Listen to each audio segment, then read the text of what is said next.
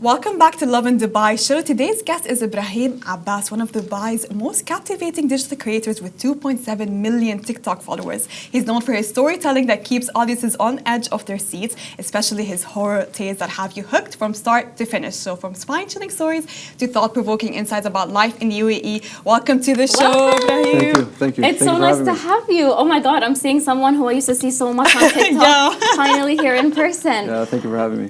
The thing that I used to start watching, like from your content, was all the horror stories that you used to do. So what inspired you to create that kind of style of content? Well, I mean, I started off with, Dubai content. So I started talking about Dubai and stuff like that. And people were asking me, are there any like haunted places in Dubai? So I started speaking about those scary places that exist in the UAE. And I covered these scary stories about them. And then people were intrigued and wanted more. And that's how it progressed. Like most stories that I see of you is usually horror stories, and they always get me hooked. Like I watch it from start to finish. Thank you. But do you remember what story really inspired you to take that route of maybe horror storytelling? I mean, the first one. The first one was the story that happened in Kuwait with the woman band. Oh my God, I remember that. Yeah. So I was one of the very few that spoke about it because the rest spoke about the story in Arabic. Yeah. So true. the Arabs of Kuwait knew what the story was about, but when I spoke about it in English, I introduced the story to the West, and then they were like, "Oh, okay, this is something different than what you see in horror movies." So I open a completely different genre. So you on have TikTok. international audiences now. I do, yeah. Wow, interesting. We usually listen to West crime stories, and now they're listening to us, which is nice. Yeah. That's, I think, what I like the most is that Yeah. we often hear stories about the West and their horror story stuff and their like what they go through, and hearing that it happens. Well, hearing the stories from the GCC, I think that's what makes it so interesting. You do such a good job also at like hooking the audience. Thank you. But do you remember the first viral video that you ever put out? There were so many viral videos, but my top viewed video would be the very haunted book that only Shams al-Ma'arif. Yeah. Yes. So nobody knew about this. Nobody knew about this in the West, and I opened another genre. Yeah. There are fake Shams al-Ma'arif books being sold on Amazon. There are Shams al-Ma'arif notebooks as a label being sold on Amazon for like Shams al-Ma'arif fans. So like there was a completely like new hype that I created, and it was dangerous. It was dangerous. I wasn't supposed to talk about some things, but You have a wide audience listening to you, and from all different nationalities and international. But has anyone ever reached out to you with the personal stories asking you to share it? Oh, so many. So most of my horror stories are actually submissions. Really? Yes. And has any story maybe touched you or changed how you see things differently? Yeah, I mean, every story teaches me something. I get a moral message out of every story. Can you give us an example? I can give you an example. There was a story that took place in the UK. Actually, let me tell you another story. A story that really touched my heart would be, you're speaking about specifically submissions, or can I go back to like ancient stories? You can go back to ancient stories, it's okay. So the story that really touched my heart is a true story that happened in an ancient kingdom that I spoke about, but it's not a scary story. So I am a storyteller, but I don't only talk about horror stories. So this specific story was about an ancient kingdom with an Arabic king. He kept having the same dream. It was a nightmare every single night. And then he summoned like all the dream interpreters in the village, and he was like, so the first interpreter walks in, and this king was very like crazy, and he was a psycho pretty much. First interpreter walks in, says, your dream is a very bad dream. It means that all your family will die in front of you. Oh, God. So he dreamt that so every night he dreams that all his teeth fall down at once. That's an anxiety dream. Yeah. Yeah. So that's what he kept dreaming for weeks. He was like, take him, like seize him, take him away. How could he threaten me like that? So they brought another dream interpreter, and the second dream interpreter told him, you will witness the death of all your family members. God, so he told him so almost the same thing. Oh my God. Yeah. And then they brought a third interpreter. They also locked away the second one. So they brought a third interpreter, and he said, I dream about this. Tell me something. What does my dream mean? He thought for a second, and he said, I got great news for you. my Lord. You will have the longest life among all your family members. That's what he wants to hear. So yeah. I mean, it's the same thing, Yeah. but he just said it in a different way. That's it. So that's like a story that has a very deep meaning, and it was has a moral message that it touched me. So basically, it's just how you relay the message. I can give you a bad news, but it's just have a different format of how you phrase it. I wanted to ask you: have you ever received backlash for something that you posted? All the time. Yeah. All the time. Does it ever cause you to take down videos? No. No. I would That's never good. take down videos. What type of backlash would you get if it's? So if I talk about specifically Dubai topics, the backlash that I would get would people that have political attacks on our region, on our country, Right. on neighboring countries, et cetera, et cetera. Different propagandas. If I would talk about somebody in specific, like, for example, I'm not supposed to mention any names, but I talked about a celebrity who got arrested in Dubai, and I ended it with a very sarcastic message, kind of made fun of them in a way. Because that person really did do something very stupid. Yeah. So I got backlash from that person's fans. Oh God, the fans. The fandom. The stands. fandoms, the stands. Yeah. No, it's difficult to deal with them. But do you read bad comments? What do you do when you receive comments? Do you delete them, or do you keep them, or If do you they were respond to very, them? very insulting, if they mentioned my family, mentioned specific, very deep political stuff that are not necessary, I would delete them. But regardless, I keep the hateful comments. Keep a hateful comments. I keep 99% of them. But usually it's positive, right? It's not, or it's a mix of both. I mean, look, every comment gets you, gets the algorithm going. Yeah.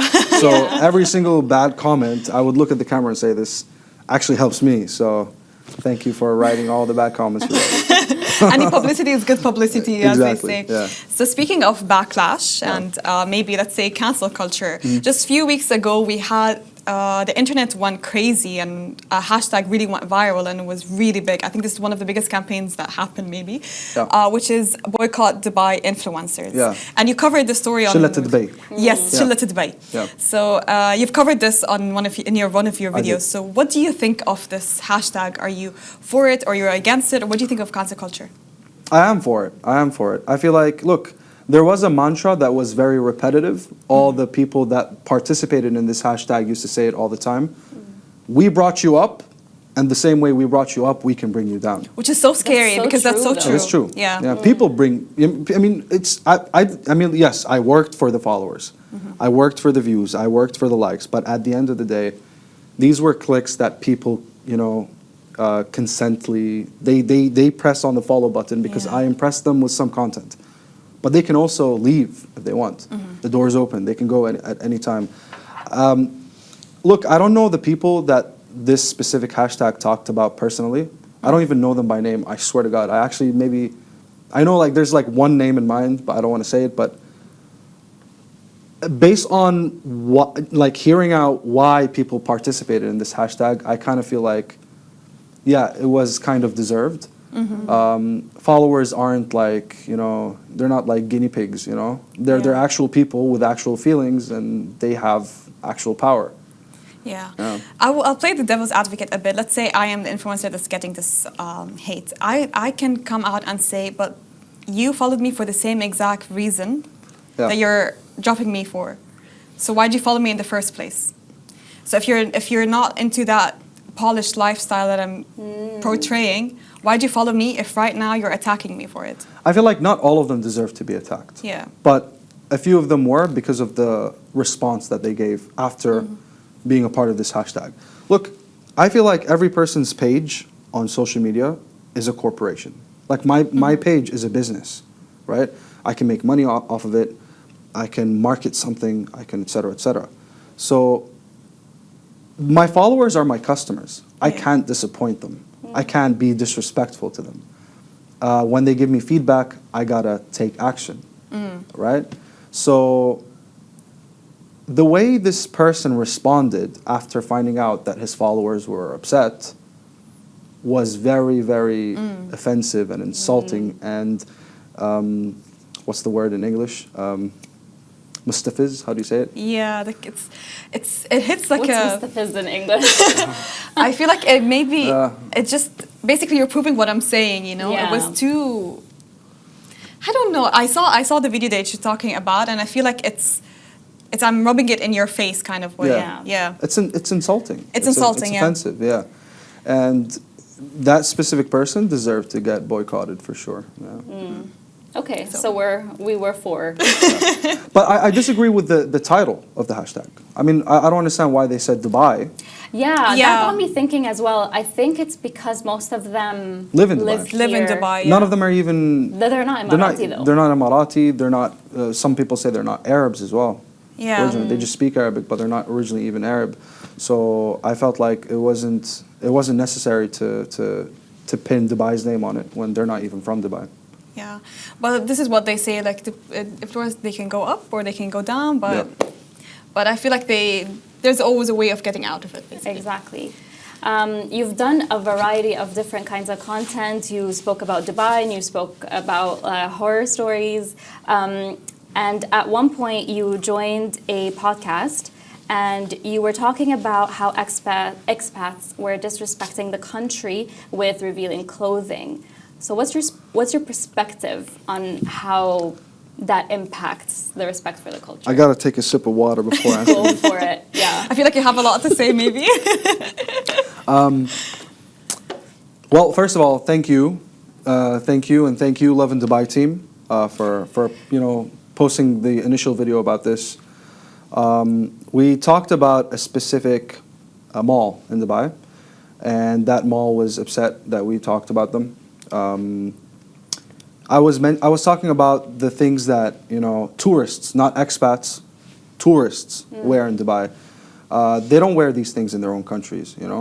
They wear them in Spain. Like if you go to Spain, people wear such type of clothing. If you go to, and I feel like I don't even have another location in mind. It's like Dubai, and malls in Dubai. Before, a while ago, not very long time ago, but years back. Now they used to give out these cards? like cards to people that would wear, to tourists that would wear very revealing clothing, and in public places like malls in Dubai. But they stopped doing that. If you look at outside every single mall in Dubai, they have rules and things like no PDA, no smoking in the mall, no wearing revealing clothing, etc., etc. Yeah. But I feel like the things people wear in malls is too much. I feel like, look, tourists can wear whatever they want. We have designated places tourists can go to and wear whatever they want. There's in Palm Jumeirah, there are multiple places that don't allow children. They can go enjoy the beach, places with pools, places they can dance in, but not like a mall. A mall is just too much. There's a lot of kids, especially walking in the mall at 1 p.m. Why are you wearing that? Yeah. Yeah. It's not appropriate for the location. I think it depends. Yeah. Yeah, it's not sometimes it's a matter of okay, you want to wear this piece of clothing, sure, but there's a time and a place for it, and the mall is not that place. Yeah. Yeah. And I feel like a lot of people, residents and locals, they agree with that topic. Yeah, They're they do. yeah, why is this being so normalized right now? Yeah, true. Yeah. That's so I remember true. you guys had thousands of comments. Yeah. Thousands of comments, people agreeing, people from everywhere in the world, people from the UK, US, Canada, Arabs, Middle Easterns, people from so many places. And I was like, oh wow, they actually agree, and they're all residents in the UAE. Yeah. And I was like, okay, I think we touched a good topic here. Yeah. And then that mall management just came and ruined everything, But So how was people's reactions to your video when you posted it? I still have it up, honestly. Yeah, and what are people commenting? Same thing. Same thing. Same thing you guys Support? got. Yeah, exactly. Did anyone come to you and maybe say, listen, I have the freedom to wear whatever I want. It's not up to you to dictate what I want to wear. Yeah, there was one or two that Yeah? wrote that. There were one or two or maybe three women that wrote that. And honestly, it's ridiculous. Yeah. I'm not telling you what to wear. And some woman, one woman, I remember one comment was, then you shouldn't wear hijabs in my country. because she lives somewhere in Europe. She said, if you want me not to be revealing, then you as Muslims shouldn't wear hijabs in my country. I was like, okay, that's pathetic. That's not the same thing. That's not the same it's not the thing. same thing It's at not all. the same thing. Hijab does the complete opposite of what we're trying to actually I think it goes back to also push. the culture of the country as well. So Yeah. it's about respecting how the culture and the religion of the country Yeah. more than what I'm wearing or what I'm trying to express myself. Exactly. Yeah. What can we expect from you in the coming few months, years, in terms of content? I don't know. I don't have like any specific plans, but whatever comes, I guess, So you have a new podcast, I think, that you're working on, which is the Faces Unmasked, right? Famous Faces Unmasked is my podcast. I've done about 13 or 14 episodes and I stopped. Yeah. I didn't continue, not because I didn't want to or not because it wasn't performing well. It's not the right content for me, I would love to continue, but on a very slower pace. So are you going to continue with the horror storytelling? Or Of course. Yes. I'm at part 92 or 93. That's what I was thinking. I'm like, we're in the 90 episodes now. Yeah, the facts, the horror Yeah. facts. Are you going to continue that series, hopefully? Of course, yeah. That's something that's going to continue. Look, so 3 for sure stories are going to continue. True horrifying stories, 8 horrifying facts, and true emotional ancient stories. Nice. So these 3 series will never stop from my page, inshallah.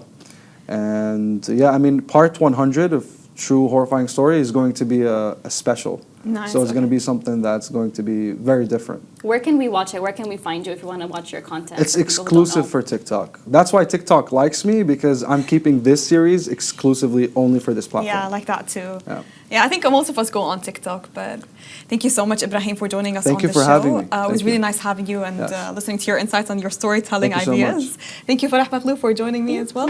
And thank you for watching. This brings us to the end of the Lovin Dubai show. Can I say one more thing? Yeah, of course, go ahead. I want to thank Lovin Dubai for all the contributions. You guys posted a lot of my stuff on your page, so thank you for that. I'd like to thank Cassie as well. Casey, yes. Casey, if you're watching this, thank you so much. I watched how you defended me when I got attackers on that video that you guys did. And Farah, thank you so much. Masa, thank you very much. You're welcome, of course. And Well, we're all thanking each other today.